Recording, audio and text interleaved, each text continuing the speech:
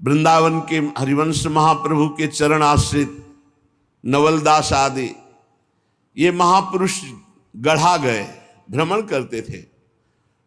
जहां कहीं संत देखते सुनते तो सेवक जी महाराज और चतुर्भुजदास जी महाराज ये प्रार्थना करके लाते, कई दिन रुकाते, खवाते पिलाते, सत्संग करते। जब वृंदावन के सिद्ध रसिक संत से मिलन हुआ तो इनके हृदय में आया कि हाँ, यही तो खोज मेरी थी, प्रिया प्रीतम का प्रेम। बोले ये स्थिति कैसे प्राप्त होगी? बोले हमारे गुरुदेव हरिवंश चंद्र जो वृंदावन में विराजमान है, आप उनकी शरण में होइए, उनके द्वारा दी हुई उपासना पद्धति से आप इस प्रेम रस को प्राप्त कर लेंगे। कई दिन बड़ी सुंदर निकुंज की चर्चा हुई। सेवक जी ने मन में निश्चय कर लिया, मेरे गुरुदेव श्री हित हरिवंश चंद्रजू ही हैं। ऐसा चतुर्भुजदास जी ने भी किया। भगवत लीला कथा श्रवण संत सेवा आदि के भाव में इतने मगन कि कुछ दिन में सूचना मिली कि महाप्रभु हरिवंश चंद्रजू महाराज अंतर्धान हो गए। जे भी सुना तो सेवक जी के मानो प्राण निकल गए कि अरे, जिनको मैंने गुरुदेव रूप में वरण किया अभी प्रकट तो देखा ही नहीं, कोई संस्कार शरणागति निज मंत्र कोई दीक्षा नहीं हुई और मेरे गुरुदेव अंतर्ध्यान हो गए, अब मेरे जीवन का क्या?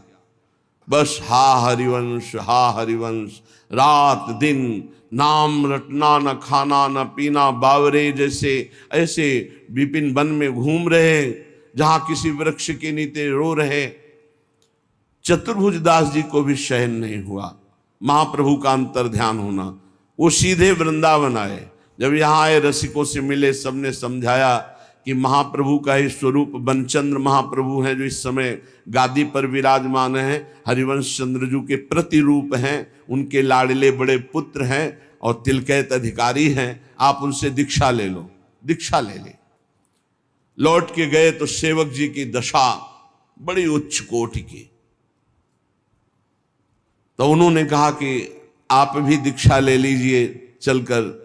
वृंदावन में महाप्रभु हरिवंश चंद्रजू का प्रतिरूप है बनचंद महाप्रभु, आप तो उनका हमारी दीक्षा हो गई। कैसे?